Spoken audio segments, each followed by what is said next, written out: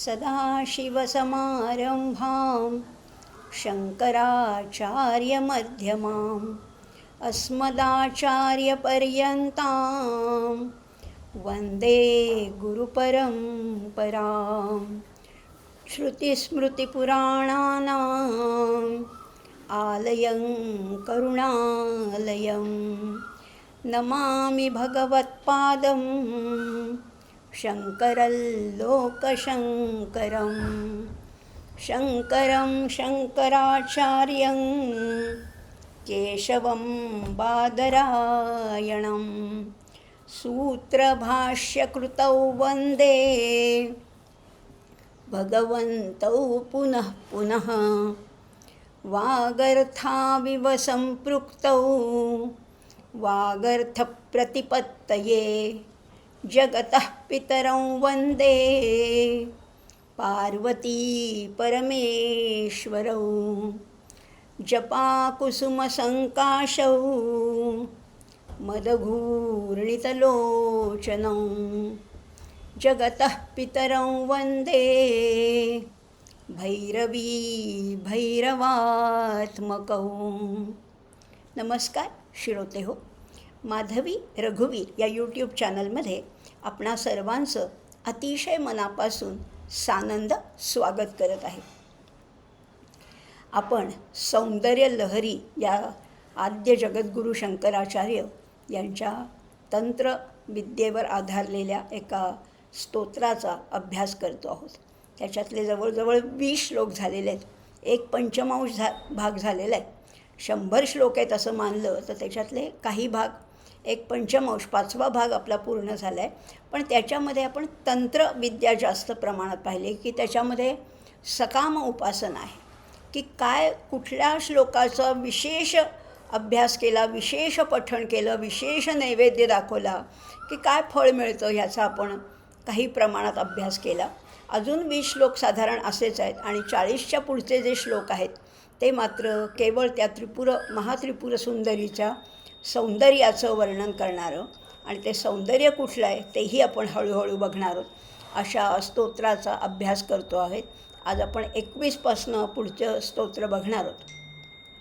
पण आत्ता महिना कुठला आहे? आत्ता पालखीचं वारीचा दिवस आहेत। आता नुकतीच एकादशी होऊन गेली आहे।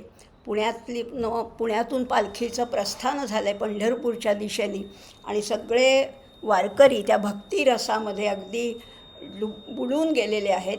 अशा या पालखीच्या निमित्ताने आपण त्या विठोबा रखुमाईलासुद्धा वंदन करूया, त्यांचेही आशीर्वाद घेऊया।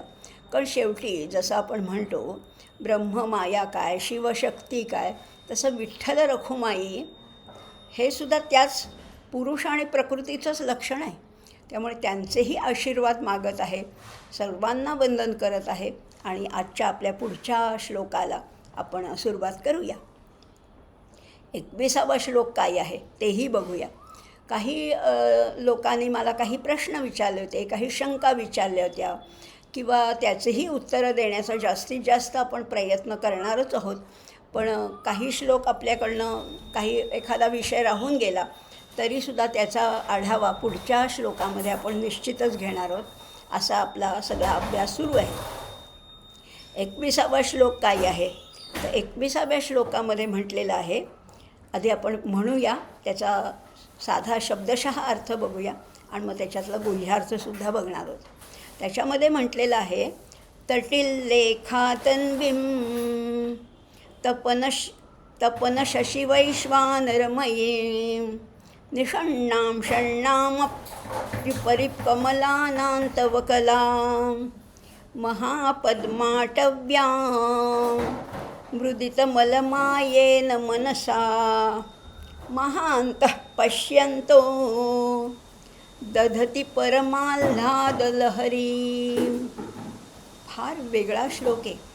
शेवटचा चरण जर का बघितला तर दधती परमाल्हादलहरीं असं त्याचं वर्णन केलेलं आहे की तुझ्या उपासनेमध्ये जे पुरुष अगदी निमग्न होतात त्यांना कशाचा अनुभव येतो?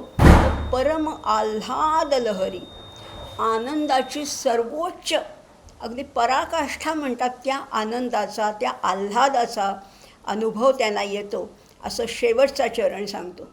मी नेहमीच सांगते की शेवटच्या चरणाकडे पाहिलं की आपल्याला त्या श्लोकामध्ये काय सांगायचं आहे, कुठे पोचायचं आहे याची थोडी तरी कल्पना येते. म्हणून दधती काय त्यांना प्राप्त होतं, परम आल्हाद लहरीम अशा प्राप्त होतात.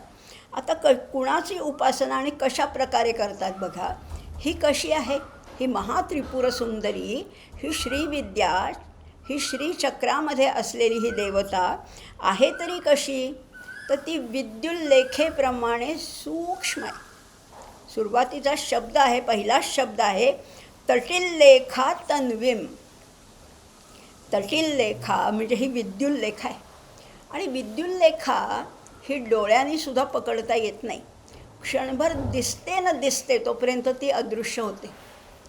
ही सुद्धा तशीच अतिशय सूक्ष्म आहे. म्हणजे इंद्रिय गोचर म्हटलं तर अजिबातच नाही आहे. तटिल्लेखा तन्वीम. आणि कशी आहे, सूर्य, चंद्र आणि अग्नी हे तिचे 3 खंड आहेत.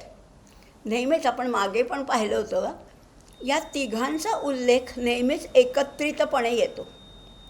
यच्चंद्रमसी यच्चाग्नौ यत्तेजो विद्धिमामकम, त्याच्यामध्ये सुद्धा म्हटलेलं आहे ना.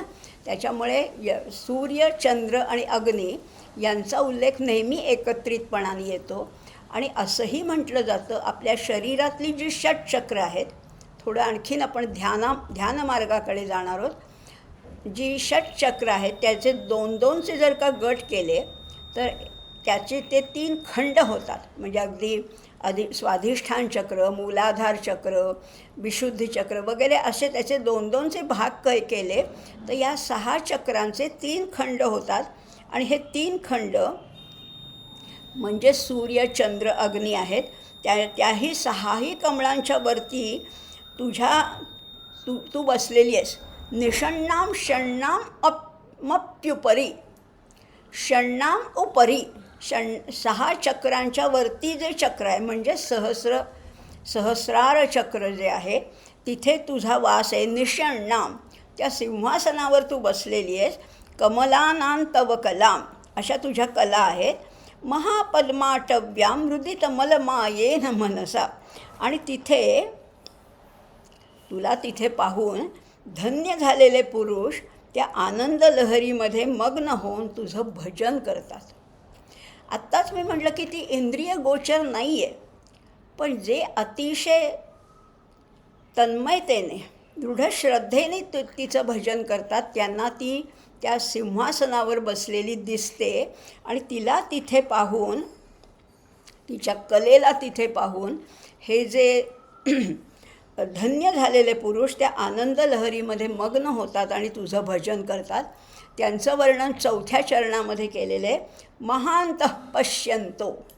महांत म्हणजे मोठे लोक आहेत, ते साधे सर्वसामान्यांना हिचं दर्शन लगेच घडणं शक्य नाही. महांतः पश्यंतो. पण असे जे काय म्हणतात सिद्धत्वाला पोचलेले जे पुरुष आहेत ते त्यांना ते पाहत पाहत तुझं मग्न होतात त्याच्यामध्ये आणि त्यांना परम आनंदाचा लाभ होतो. हा झाला साधा अर्थ, शब्दशः अर्थ. आता आणखीन बघूया. बघा, आता आपल्याला सुद्धा स्थूलाकडनं सूक्ष्माकडे जायचे, सगुणाकडनं निर्गुणाकडे जायचे. मागच्या श्लोकामध्ये आपण त्या भगवतीच्या स्थूल ध्यानाचं वर्णन पाहिलं होतं, त्याचं महत्त्व सांगितलं होतं.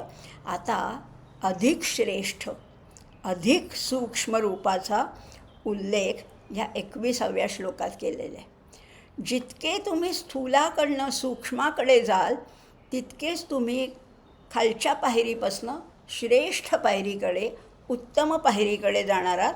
त्यामुळे ही आता मागे पाहिली होती ती बाह्यपूजा होती, आता पाहणार आहोत ती अंतःपूजा आहे, आतली पूजा आहे. त्याच्यासाठी बाहेरच्या कोणत्याही गोष्टींची गरज नाही आहे. गंध, अक्षता, फूल हे काहीही आवश्यकता नाही. आता अंतःपूजा ही वरची पायरी आहे. आणि खरं जेव्हा अशी वरची पायरी साधक गाठतो तेव्हा सगळीकडे त्या भगवतीचा साक्षात्कार होतो. सगळीकडे त्या भगवतीचंच दर्शन होतं, सगळं काही भगवती स्वरूपच आहे असं मानून आपल्या सगळ्या क्रिया तिलाच अर्पण करायच्या. सगळ्या क्रिया आपल्या भगवद्गीतेत सुद्धा 2दा-3दा याचा उल्लेख आहे. यत करोशी यद अश्नासी यत जुहोशी ददासी यत. सगळ्या क्रियाच तिला अर्पण करायच्या आहेत. किंवा सगळीकडे किंवा अगदी शिवमानस पूजामध्ये सुद्धा म्हटलेलं आहे, मी जे बोलतो आहे ती तुझी स्तोत्र समज, मी जे चालतो आहे ती तुझी प्रदक्षिणा समज, मी जे झोपतो आहे ती तुझी समाधी समज. तो समज म्हणजे माझ्या सगळ्या क्रिया तुझ्या स्वरूपच झालेल्या आहेत. इतकी ही सहजावस्था आहे. सहज अवस्था. त्याच्यासाठी आता मुद्दाम फुलं आणा, आता गंध उगाळा, असं काहीच करायची गरज नाही आहे.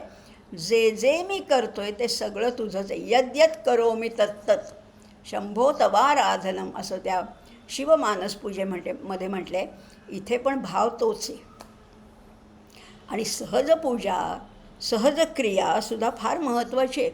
कारण आपल्याकडे एक श्लोक आहे, त्याच्यामध्ये म्हटलेलं आहे, उत्तमा सहजावस्था, मध्यमा ध्यानधारणा, अधमा प्रतिमा पूजा, तीर्थयात्रा धमाधमा. काय म्हटलेलं आहे? तीर्थयात्रा करणं हे अतिशय खालची पायरी आहे. तीर्थयात्रेमध्ये देवाचं नामस्मरण, देवाचं दर्शन किती होतं आणि इतर भौतिक गोष्टींमध्ये किती आपण अडकतो ह्याचा विचारच करायला पाहिजे. म्हणून तीर्थयात्रा करू नये असा त्याचा अर्थ नाही आहे, पण तीर्थयात्रा ही अगदी खालची पायरी आहे. त्याच्यावरची थोडीशी पायरी आहे ती म्हणजे प्रतिमा पूजा. स्थूल प्रतिमेची पूजा करणं ही त्याच्यापेक्षा थोडी वरची पायरी आहे. त्याच्याही वरची पायरी आहे ध्यानधारणा. म्हणजे ध्यानामध्ये त्या आराध्य देवतेचं ध्यान करणं, स्मरण करणं, त्याच्याशी तद्रूप होणं, ही ध्यानधारणा ही वरची अवस्था आहे. पण त्याच्याही वरची अवस्था आहे ती सहजावस्था आहे. म्हणजे जे काही मी करतो आहे, जे काही कर्म माझ्याकडनं घडत आहेत ती सगळी तुझी पूजा आहे समज. अर्थात त्याने समजण्यासाठी ती प्रत्येक कर्म सात्विकच असायला पाहिजे. आणि म्हणून ही पूजा करतानासुद्धा ती सहज अवस्था गाठता यायला पाहिजे.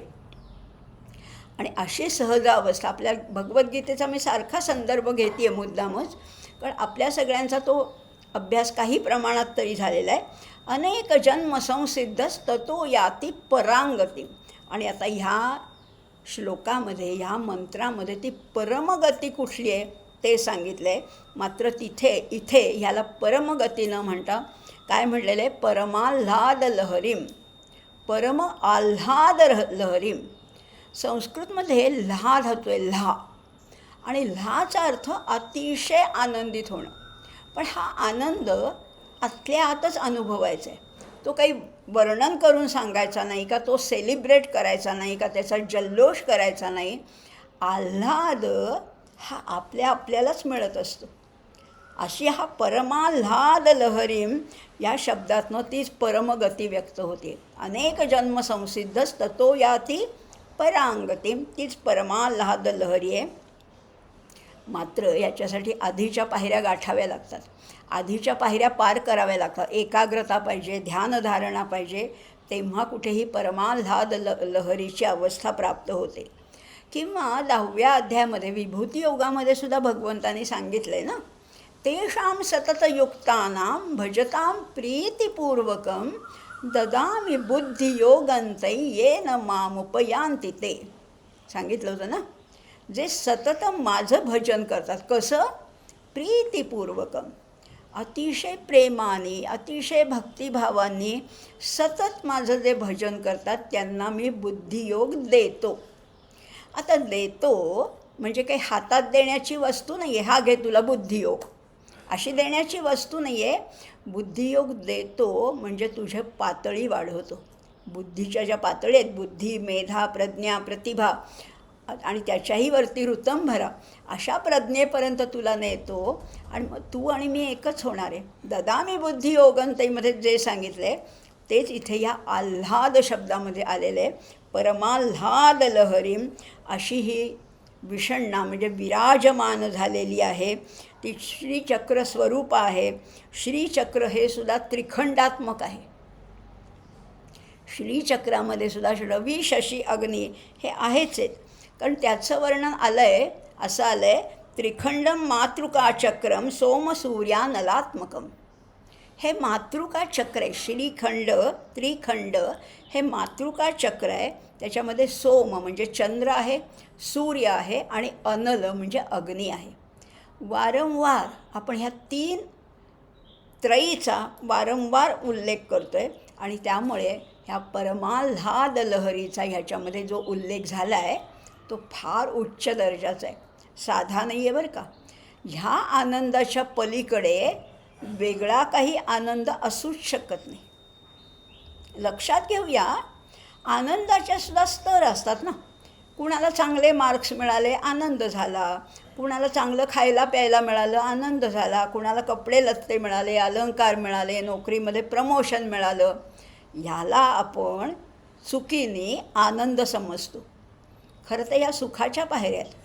आनंद अशी स्थिती आहे की आनंदापेक्षा श्रेष्ठ दुसरी स्थितीच नाही. यल्लब्ध्वा चापरल्लाभम मन्यते नाधिकंततः. जो प्राप्त झाल्यानंतर ह्याच्यापेक्षा काही वर मिळवायचे अशी स्थितीच नाही आहे.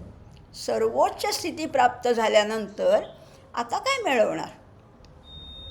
जोपर्यंत खालची काहीतरी स्थिती आहे तोपर्यंत अजून वर, अजून वर, अजून प्रमोशन, अजून मोठा पगार, अजून मोठी गाडी, असं काही इच्छा असतात. इथे ते नाहीच आहो.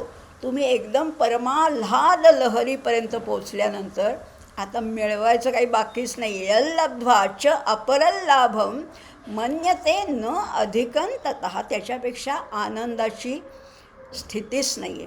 इतका आनंद कुठे मिळतो आहे. या त्रिपुरसुंदरीच्या, महात्रिपुरसुंदरी जी सहस्रार चक्रामध्ये निषण्णा सिंहासनावर बसलेली आहे, अशा तिच्या उपासनेने, तिच्या आराधनेने, तिच्या दर्शनाने इतका आनंद कुणाला मिळतो आहे. महांतः पश्यंतो. मोठ्या लोकांना. असं मोठे लोक म्हणजे कुठले, तर मोठे म्हणजे विचाराने किंवा त्या ध्यानाने किंवा त्या एकाग्रतेने मोठे आहेत, भक्तीमध्ये श्रेष्ठ आहेत, अशा लोकांना या परमाल्हाद लहरीचा आनंद मिळतो. काय सुंदर वर्णन केलेलं आहे. आता पुढच्या 22व्या श्लोकामध्ये किती तत्काळ ती फळ देते. तत्काळ म्हणजे बघा काय म्हटलं ते आधी वाचूया, श्लोक म्हणूया, शब्दशः अर्थ जाणून घेऊया आणि मग त्याच्यातल्या अर्थाकडे, गुह्यार्थाकडे वळूया.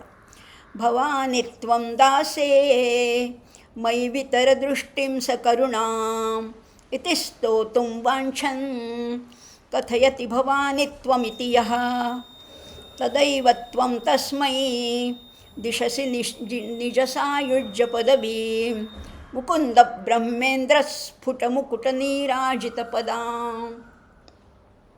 काय तू देतेस त्यांना. दिशसी निज सायुज्य पदवीं. आता अशा लोकांना तू सायुज्यता म्हणजे सर्वश्रेष्ठ ज्या मुक्तीचे जे 4 प्रकार आहेत ना, सलोकता, सरूपता, समीपता आणि सायुज्यता, याच्यातली सायुज्यता, निज सायुज्यता ही पदवी तू त्यांना लगेच देऊन टाकतेस. कशी लगेच. आता कशी लगेच बघा, इथे म्हटलेलं आहे भवानी त्वं. हे भवानी तू, त्वं एवढेच शब्द म्हटलेत. भवानी त्वं, अजून वाक्य पण पूर्ण झालं नाही. काय म्हणतायत भक्त, म्हणतायत भवानी त्वं. एवढं म्हटल्यावर पुढचं बोलायचीच गरज नाही. तीच लगेच तुमच्या मनातला भाव ओळखते आणि तुम्हाला काय देते, सर्वोच्च मुक्तीचं अवस्था देते. निज सायुज्य पदवीं. बघा आता भवानी भावनागम्या भवारण्य कुठारिका असं तिचं वर्णन केलेलं आहे. फार ललिता सहस्रनामामध्ये सुद्धा ती कोण आहे. भवारण्य कुठारिका. भवरूपी जे अरण्य आहे ना, भवला नेहमी या भवसागराची उपमा देतात, पण इथे तिला भवारण्य म्हटलेलं आहे. आणि हे भवारण्य छेदून काढण्यासाठी चांगली कुठार पाहिजे, कुऱ्हाड पाहिजे. हीच आहे ती कुऱ्हाड. या भवाचा छेद करण्यासाठी भवारण्य कुठारिका. आणि ती कशी आहे. भवानी आहे, भावना गम्य आहे. भावानीच तिला प्राप्त करता येतं. आणि म्हणून अशा भवानीला काय म्हटलेलं आहे. आई भवानी, मी तुझा दास आहे ग. भवानी त्वं दासे आणि तू मयी वितरदृष्टीं सकरुणाम. माझ्यावर तुझी करुणामय दृष्टी जरा टाक ना, तुझ्या कृपादृष्टीचा वर्षाव माझ्यावर कर ना. असं म्हटलेलं आहे, माझ्याकडे कृपापूर्ण दृष्टीने पहा असं म्हटलेलं नाही आहे. लक्षात घ्या, मी हे आत्ता बोलते आहे पण अजून हे वाक्य बोललाच नाही आहे तो भक्त, एवढाच म्हटलं आहे भवानीत्वम. पुढचं बोलायचं अजून मनात आहे. काय म्हणतायत, दासे मयी वितर दृष्टीम सकुरुणाम मिती असं म्हणणार स्तोतुम वांछन. लक्षात घ्या, अशी स्तुती करण्याची माझ्या मनात नुसती इच्छा निर्माण झाली आणि जेमतेम 2 शब्द बाहेर पडले, कथयती भवानी त्वमिती. मी एवढंच म्हटलं भवानी त्वम, एवढंच म्हटलं. पुढचे शब्द अजून माझ्या ओठातच आहेत, अजून माझ्या कंठातच अडकलेत. तोपर्यंत हिने देऊन पण टाकली, सायुज्यता पदवी देऊन टाकली. तदैव त्वं तस्मै, त्याला तू त्या क्षणी वाक्य पूर्ण होण्यापूर्वीच आपली सायुज्यता पदवी देऊन टाकतेस. आजच्या भाषेत सांगू का, अगदी आजच्या भाषेत, कम्प्युटरच्या भाषेत, लॅपटॉपच्या भाषेत किंवा अगदी मोबाईलच्या भाषेत. आता असं आहे, काय म्हणतात, ऑटो प्रिंट. आपण एखादा शब्द लिहिला की पुढचे शब्द ऑटोमॅटिकली टाईप होतात. तुम्ही हॅपी लिहिलात की पुढे बर्थडे येतच. तुम्ही टेक लिहिलं की केअर येतं, टेक केअर. असे शब्द आपोआप येतात, कारण त्यांना तसं फीड केलेलं आहे. ते ऑटो प्रिंट आहेत त्याच्यातमध्ये, किंवा ऑटो करेक्शन होतं त्याच्यामध्ये. तुमचा एखादा शब्द चुकला तरी ते दुरुस्त करून घेतात मोबाईल.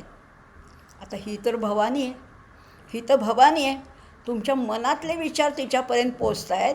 त्यामुळे तुम्ही नुसतं त्या भक्ताने काय म्हटलं, भवानीत्वम, पुढचं तिने ओळखलंच, पुढचं बोलायची गरजच पडली नाही आहे.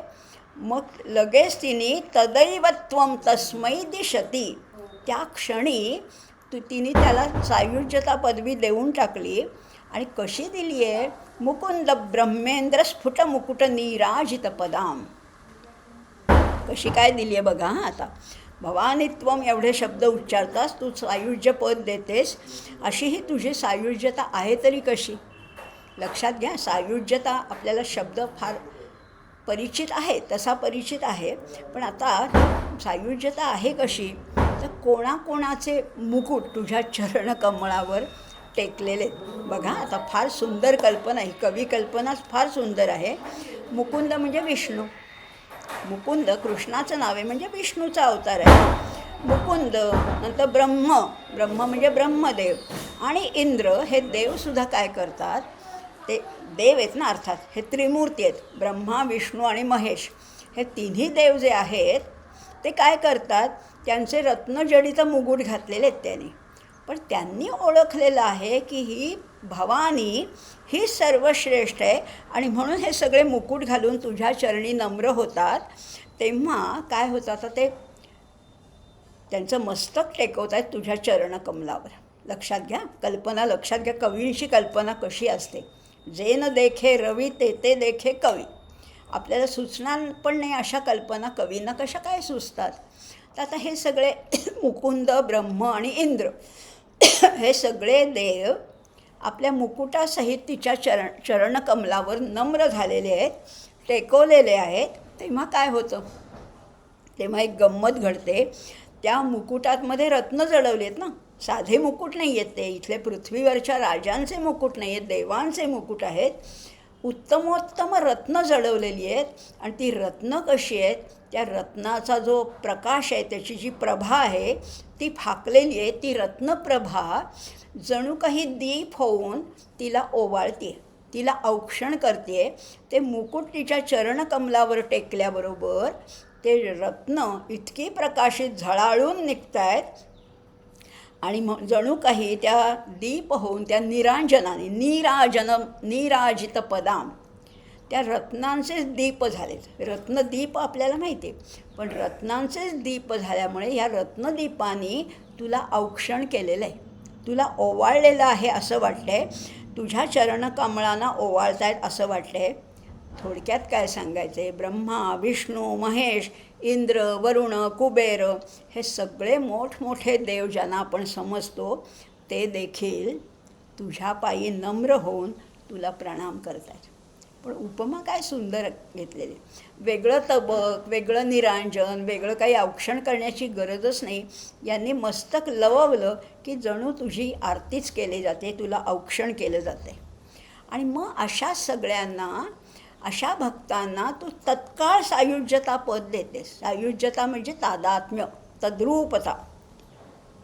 सायुज्यतेचा लाभ झाला म्हणजे त्याच्यात सगळं आलंच ना. सलोकता आली, समीपता आली आणि स्वरूपतासुद्धा आली. वरची पदवी मिळाल्यानंतर खालच्या पदव्या त्याच्यामध्ये अंतर्भूत आहेच आहेत. गमतीने असं एका नाटकामध्ये म्हटलं होतं की एका मुलाला विचारलं की तू काय शिकला आहेस? तो म्हणला BA झालो आहे. ते म्हणले पण मॅट्रिक झालास का? हे गमतीची गोष्ट आहे की BA झाला म्हणजे त्याच्यात मॅट्रिक झालाच ना. मग त्याच्यात 7वी शिकलास का असं विचारायची गरज नाही. इथे तोच भाव थोडा आणखीन गंभीरतेने घेऊया. हा विनोदाचा भाग नाही आहे. थोडासा गंभीरतेने घेऊया की सायुज्यता पदवी मिळाली, सलोकता आली, समीपता आली, स्वरूपता आली, या 4ही पदवी त्याच्यामध्ये आल्या. आणि मग आपापल्या उपास्य देवतेशी तादात्म्य पावणं म्हणजे मोक्ष. हाच उपासनाशास्त्राचा सिद्धांत आहे. तिचं औदार्य कसं आहे, आणि ती वेळ लावत नाही हो, ती तत्काळ देते. की आज नमस्कार केला आणि मग 5 वर्षांनी फळ मिळेल असं काही आहे का? क्षिप्रम, तत्काळ, तदैव, लगेचच.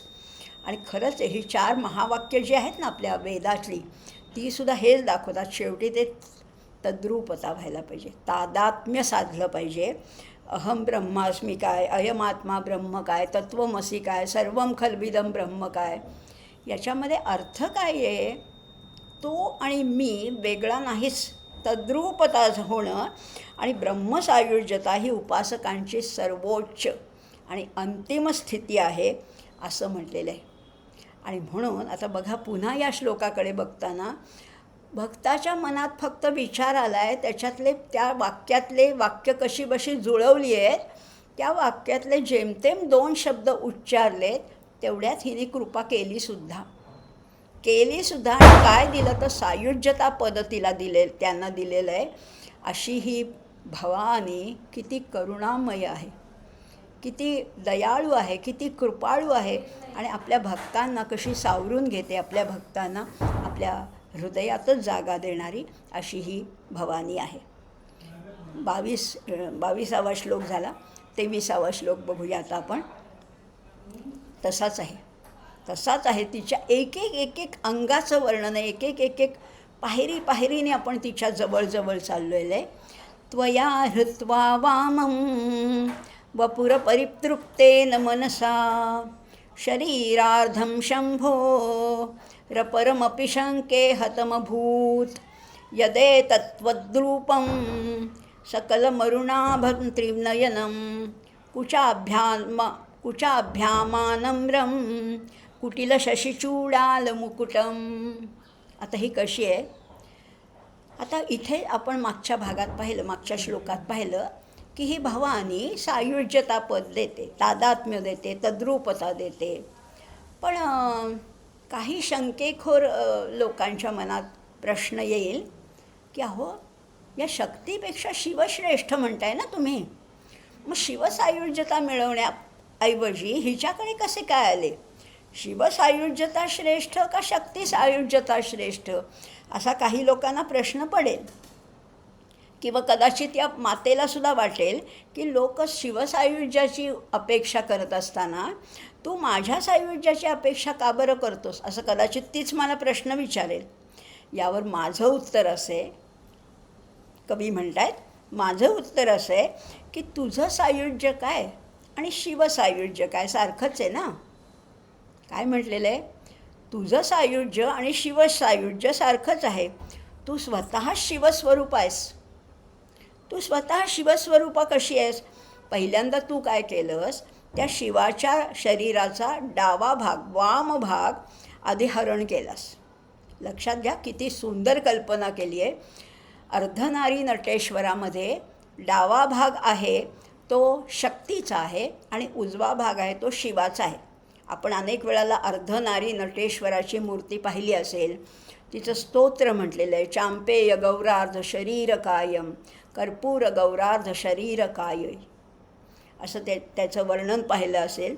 तर तिने डावा भाग तर आधी हरण केलास, पण तेवढ्याने तिचं काही भागलं नाही, तिचं मन काही संतुष्ट झालं नाही, म्हणून शंकराच्या दुसऱ्या भागाचं सुद्धा तूच हरण केलंस.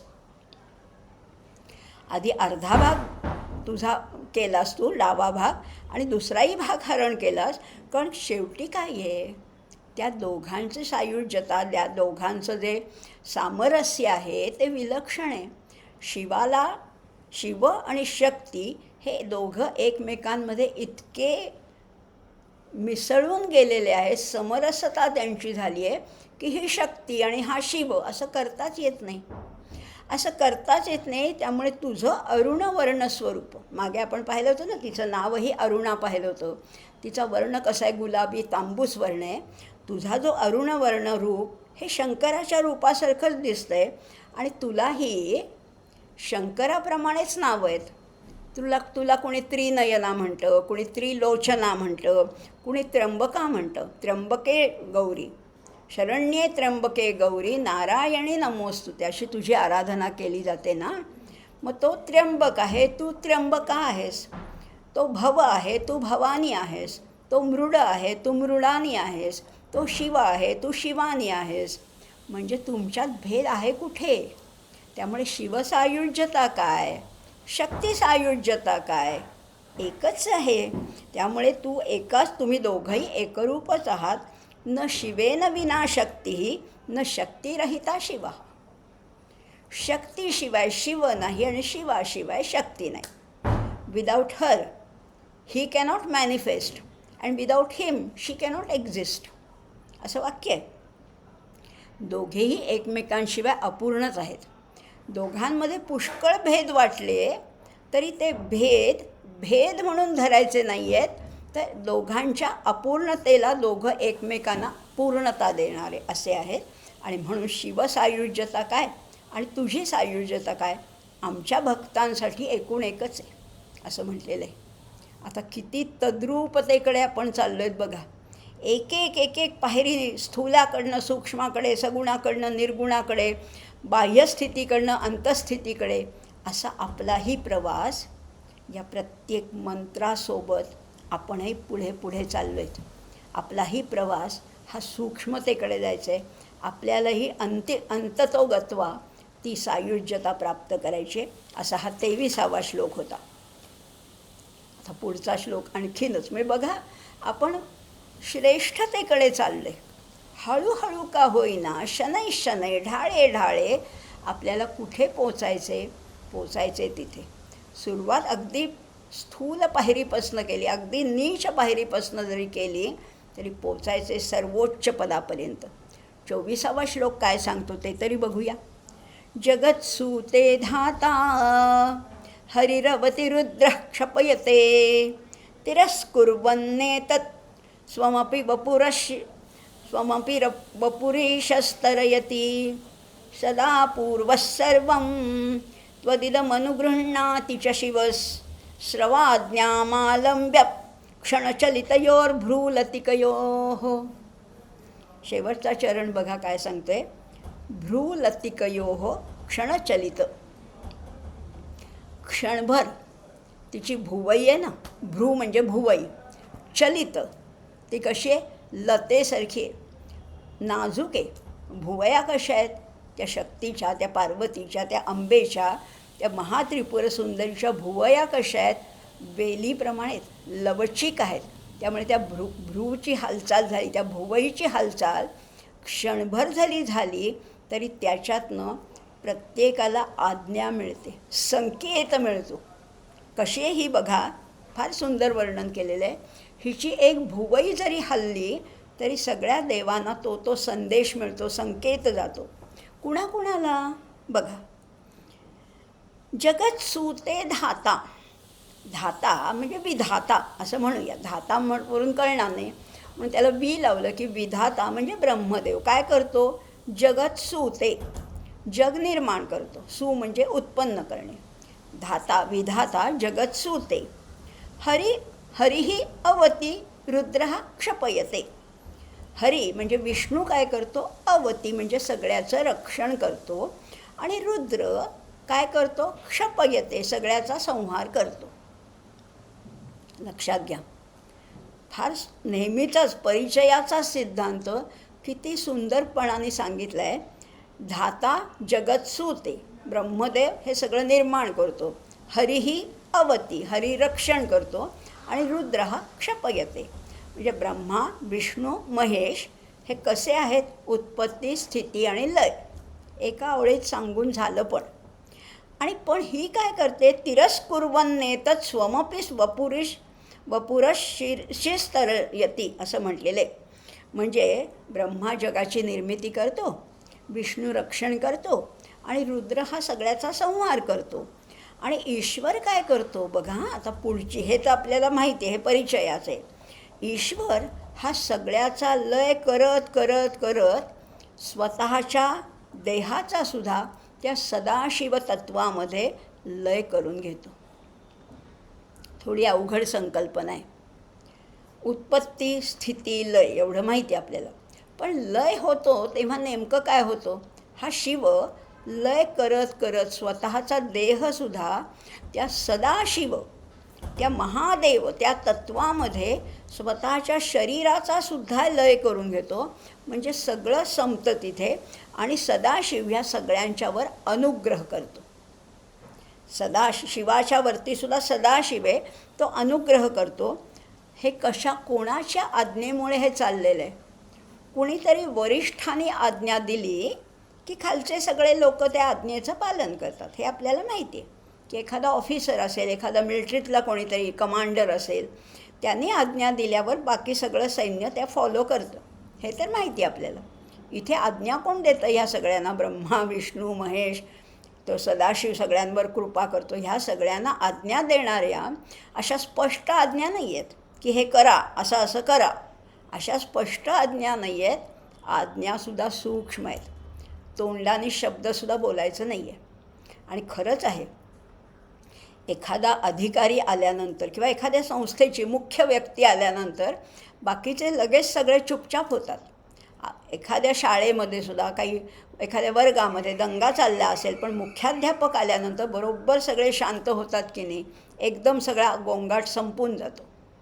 किंवा एखाद्या घरामध्ये वडिलांचा आजोबांचा धाक असला की आपोआप सगळे त्यांच्या आज्ञा, आजोबांच्या चपला जरी वाजल्या, त्यांच्या वाहनांचा कर कर कर आवाज आला की मुलं चिडीचूप होतात. इथे तेवढीही गरज नाही आहे, तेवढ्या आवाजाची सुद्धा गरज नाही आहे. हिची फक्त भुवई हल्ली, भुवई फक्त हल्ली आहे. भ्रू लतिकयो चलितयो, ती लतिका, भुवईची जी लतिका आहे ती थोडीशी क्षणभर किंचित हल्ली आहे.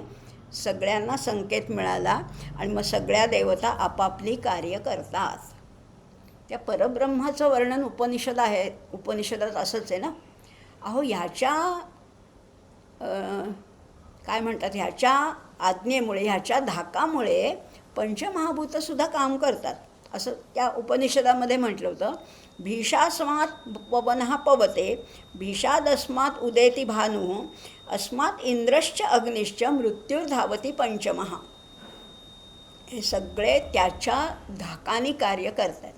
सूर्य उगवतो, चंद्र उगवतो, वारे वाहतात, अग्नी तापतो, मृत्यूसुद्धा ह्याच्या धाकामुळे सगळे आपापली कार्य नीट चालली. आणि म्हणूनच त्याला ईश्वर म्हणतात. आणि ही कोण आहे, ही ईश्वरी आहे. त्यामुळे हिची नुसती भुवई जरी हल्ली तरी सगळ्यांना तो धाक आहे, आणि त्यामुळे सगळेजण आपापली कामं अतिशय चोखपणाने करतात. इथे शब्द आला आहे तिरस्कुर्वन. तिरस्कुर्वन म्हणजे इथे तिरस्कार नाही आहे बरं का, किंवा तुच्छ लेखणंसुद्धा नाही आहे. इथे अर्थ आहे की तो जो शिव आहे तो स्वतः त्या देहालासुद्धा आपल्यामध्येच लीन करणारा असा आहे. आणि असाच उल्लेख त्या ललिता सहस्रनामामध्ये सुद्धा आहे. सगळी कार्य करवून घेणारी हीच आहे. कशी ही आहे तिचा उल्लेख केला आहे त्याच्यामध्ये. सृष्टिकर्त्री ब्रह्मरूपा गोप्त्री गोविंदरूपिणी संहारिणी रुद्ररूपा तिरोधान करीश्वरी सदाशिवानुग्रहदा पंचकृत्य परायणा. आता तू कशी आहेस? किती तिची नावं आपण पाहिली ना. अरुणा पाहिलं, त्रिकोणात्मिका पाहिलं, श्रीविद्या पाहिलं, महात्रिपुरसुंदरी तर आहेच आहे. कृतिभेदानुसार तुझी नावं बदलतात. कृतिभेदानुसार तूच अनेक रूपा होतेस. तुझ्या केवळ भुवयांच्या संकेताने ह्या ब्रह्मांडांच्या घडामोडी ज्या घडत आहेत ना, या तुझ्या केवळ भुवयांची हालचालीमुळे सगळ्यांना तसे तसे आदेश मिळतात. आणि या ब्रह्मांडामध्ये ज्या घडामोडी घडत आहेत त्याची मुख्य कोण आहेस, त्याची आज्ञा करणारी कोण आहेस, ती तूच आहेस असं तिचं वर्णन केलं आहे. ती ईश्वरी आहे. ईश धातूचा अर्थ आहे नियंत्रण करणे, शिक्षा करणे. ईशन शक्ती ज्याला आहे तो ईश्वर, आणि त्या ईश्वराच्याही वरती ही ईश्वरी आहे.